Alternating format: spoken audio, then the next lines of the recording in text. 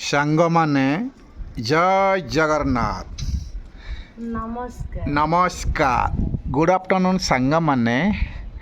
ଭାଉଜ ଏବେ ବସି ଯାଇଛନ୍ତି, ଦେଖୁଛନ୍ତି ତାଙ୍କର କଲରା ଗଛ ଲାଗିଛି ଏବଂ ଫୁଲ ଗଛ ଲାଗିଛି, ସବୁ ଚେକ୍ କରୁଛନ୍ତି। ଦେଖନ୍ତୁ ସାଙ୍ଗମାନେ, ଏଠି କେତେ ସୁନ୍ଦର କଲରାଟି ଓଳିଛି, ଆପଣମାନେ ଦେଖିପାରୁଥିବେ।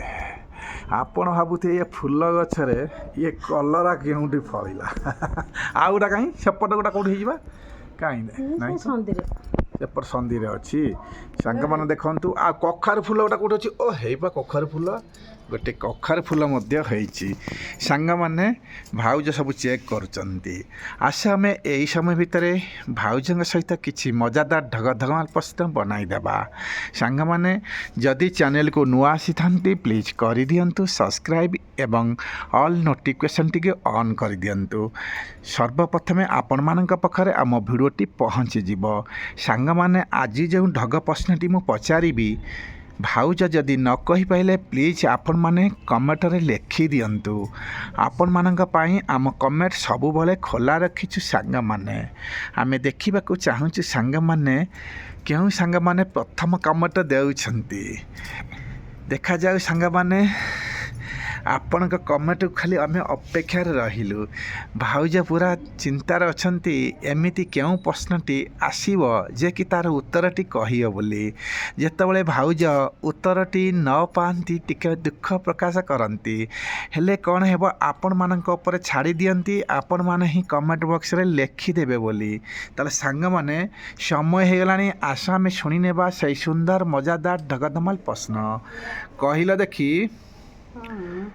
ରାଜୁଙ୍କ ବୟସ 10 ବର୍ଷ ଏବଂ ତାଙ୍କ ବାପାଙ୍କ ବୟସ 40 ବର୍ଷ।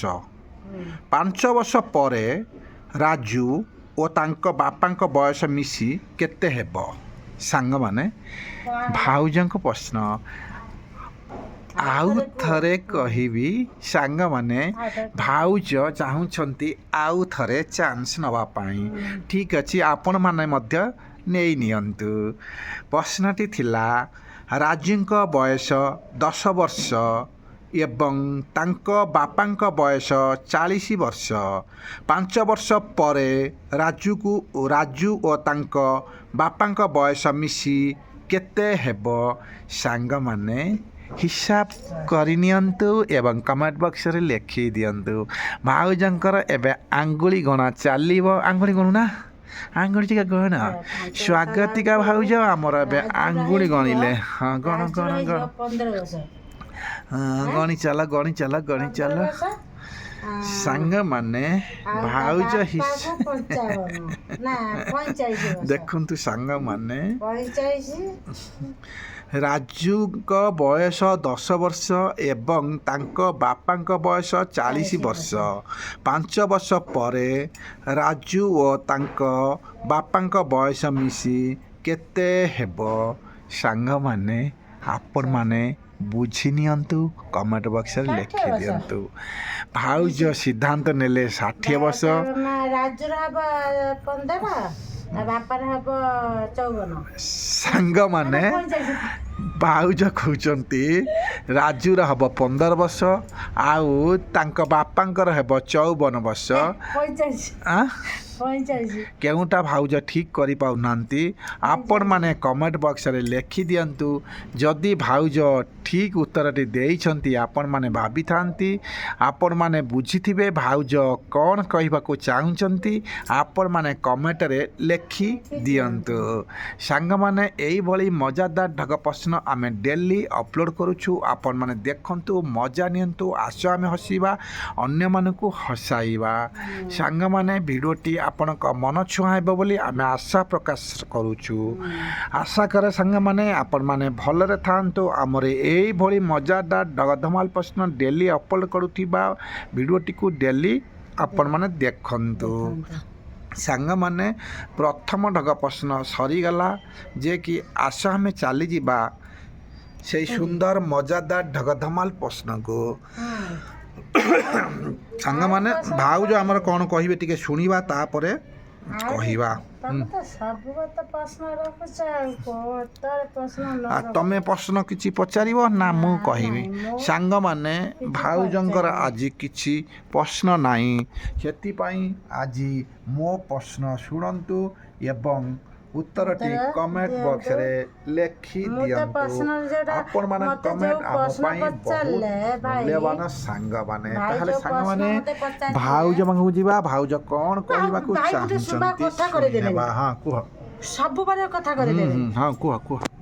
ମୁଁ ଯୋଉ ପ୍ରଶ୍ନର ଉତ୍ତରଟା ଦେଇଛି ଠିକ୍ ଯଦି ନ ହେଇଥିବ ସାଙ୍ଗମାନେ, ଯୋଉଟା ଠିକ୍ ମୋତେ ଉତ୍ତରଟା ଜଣାଇଦେବେ। ମୁଁ ତ ଭାବୁଛି ଠିକ୍, ଆଉ 5 ବର୍ଷ ହେଲା ମାନେ ଏଇଆ ସିମ୍ପଲ୍, ଆଉ ତଥାପି କହିପାରୁନାହାନ୍ତି, ସନ୍ଦେହରେ ଅଛନ୍ତି। ସାଙ୍ଗମାନେ ଆସ ଆମେ ଚାଲିଯିବା ସେକେଣ୍ଡ ଢଗଧମାଲ ପ୍ରଶ୍ନକୁ। ସାଙ୍ଗମାନେ ଏ ଭିଡ଼ିଓଟି ବହୁତ ମଜା ଅଛି, ଆପଣମାନେ ଶେଷ ପର୍ଯ୍ୟନ୍ତ ଦେଖନ୍ତୁ, ମଜା ନିଅନ୍ତୁ। କହିଲ ଦେଖି, 30ଟି ଆମ୍ବର ମୂଲ୍ୟ 70 ଟଙ୍କା ହେଲେ କେତୋଟି ଆମ୍ବର ମୂଲ୍ୟ 63 ଟଙ୍କା ହେବ? ସାଙ୍ଗମାନେ ଆଉ ଥରେ କହିଦିଅ। ପ୍ରଶ୍ନ ଟିକେ ଭାଉଜଙ୍କୁ କଷ୍ଟ ଲାଗୁଛି, ସେଥିପାଇଁ ଆଉ ଥରେ ରିକ୍ୱେଷ୍ଟ ମୋ ପାଖକୁ ଆସିଯାଇଛି। ପ୍ରଶ୍ନର ଉତ୍ତରଟି ପାଇବାକୁ ହେଲେ ଭାଉଜଙ୍କୁ ଆଉ ଥରେ ଚାନ୍ସ ଦରକାର। ତାହେଲେ ମୁଁ କହିଦେଉଛି, 30ଟି ଆମ୍ବର ମୂଲ୍ୟ 70 ଟଙ୍କା ହେଲେ କେତୋଟି ଆମ୍ବର ମୂଲ୍ୟ 63 ଟଙ୍କା ହେବ? ସାଙ୍ଗମାନେ ଆପଣମାନେ ତ ନିଶ୍ଚିନ୍ତ ବୁଝି ସାରିବେନି, କିନ୍ତୁ ଭାଉଜ ଆମର ବୁଝିପାରୁନାହାନ୍ତି। ସ୍ୱାଗତିକା ଭାଉଜ ଆମର କ'ଣ କରିବେ? ଆପଣମାନେ କ'ଣ ସାହାଯ୍ୟ କରିବେ ନାହିଁ? ନିଶ୍ଚିନ୍ତ କରନ୍ତୁ। ଆଉ ଥରେ କହିଦିଅ। ଶେଷ ଥର ମୁଁ ଆଉ ଥରେ ଅପସନ୍ ଦେଉଛି। 30ଟି ଆମ୍ବର ମୂଲ୍ୟ 70 ଟଙ୍କା ହେଲେ କେତୋଟି ଆମ୍ବର ମୂଲ୍ୟ 63 ଟଙ୍କା ହେବ? ସାଙ୍ଗମାନେ ଆପଣମାନେ କମେଣ୍ଟରେ ଲେଖି ଦିଅନ୍ତୁ। ଭାଉଜ ଆମର କହିପାରିବେ ନାହିଁ। ଏଇଭଳି ମଜାଦାର ଢଗ ପ୍ରଶ୍ନ ଆମେ ଡେଲି ଅପଲୋଡ଼ କରୁଛୁ। ସାଙ୍ଗମାନେ ଆସ ଆମେ ଏଥିରେ କିଛି ଶିଖିବା, ଜାଣିବା, ଅନେକ କିଛି ଜେନେରାଲ୍ ନଲେଜ, ସାଧାରଣ ଜ୍ଞାନ, ଏଥିରେ ଅନେକ କିଛି ଭରପୁର ରହିଛି। ଢଗ ଧମାଲ ପ୍ରଶ୍ନଟିଏ ଆପଣଙ୍କ ମନ ଛୁଆଁ ହୋଇଥିବ ବୋଲି ଆଶା ରଖିଛୁ। ପ୍ଲିଜ୍ ଆମ ପାଇଁ ଟିକେ ସମୟ କାଢ଼ି ଗୋଟେ କମେଣ୍ଟ ଲେଖି ଦିଅନ୍ତୁ। ଆପଣଙ୍କ କମେଣ୍ଟକୁ ଆମେ ଅପେକ୍ଷାରେ ରହିଲୁ। ସାଙ୍ଗମାନେ ଭାଉଜ ଆଙ୍ଗୁଳି ଗଣୁଛନ୍ତି କିନ୍ତୁ ଉତ୍ତରଟି ପାଉନାହାନ୍ତି। ତାହେଲେ ସାଙ୍ଗମାନେ ଆଜି ଯେଉଁ ପ୍ରଶ୍ନଟି ପଚାରିଲି ଆପଣଙ୍କ ମନ ଛୁଆଁ ହୋଇଥିଲେ ନିଶ୍ଚିନ୍ତ କମେଣ୍ଟରେ ଜଣାଇବେ। ଆମେ ଜାଣୁ ସାଙ୍ଗମାନେ ଆପଣମାନେ ଆମର ବେଷ୍ଟ ଫ୍ରେଣ୍ଡ, କେବେ ହେଲେ ଅବହେଳା ନ କରି କମେଣ୍ଟରେ ଲେଖିଦେବେ। ଆମେ ଦେଖୁଛୁ ଅନେକ ଭିଡ଼ିଓରେ ଆପଣମାନେ ଅନେକ କିଛି କମେଣ୍ଟ ଦେଉଛନ୍ତି। ସାଙ୍ଗମାନେ ଏତିକି ରିକ୍ୱେଷ୍ଟ ରଖିଛି, ଆପଣମାନେ କେଉଁ ଜାଗାରେ ରହିଛନ୍ତି ସେ ଜାଗାର ନାମ ଲେଖନ୍ତୁ, ଆମେ ଦେଖିପାରିବୁ ଆମର କେଉଁ ଜାଗାରୁ ଅଧିକ କମେଣ୍ଟଟି ଆସୁଅଛି। ତାହେଲେ ସାଙ୍ଗମାନେ ଆଜି ସମୟ ହେଇଗଲାଣି, ଆମେ ଏବେ ରଖିବୁ, କାରଣ ଆଗାମୀ ଭିଡ଼ିଓକୁ ଅପେକ୍ଷାରେ ରୁହନ୍ତୁ। ଆମେ ଆଣିବୁ ଆପଣଙ୍କ ମନୋରଞ୍ଜନ ପାଇଁ ସୁନ୍ଦର ସୁନ୍ଦର ଢଗଧମାଲ ପ୍ରଶ୍ନ। ସାଙ୍ଗମାନେ ଆଜି ଆମେ ଏବେ ରହୁଛୁ, ଆଗାମୀ ଭିଡ଼ିଓକୁ ଅପେକ୍ଷା ରୁହନ୍ତୁ। ଜୟ ଜଗନ୍ନାଥ, ନମସ୍କାର।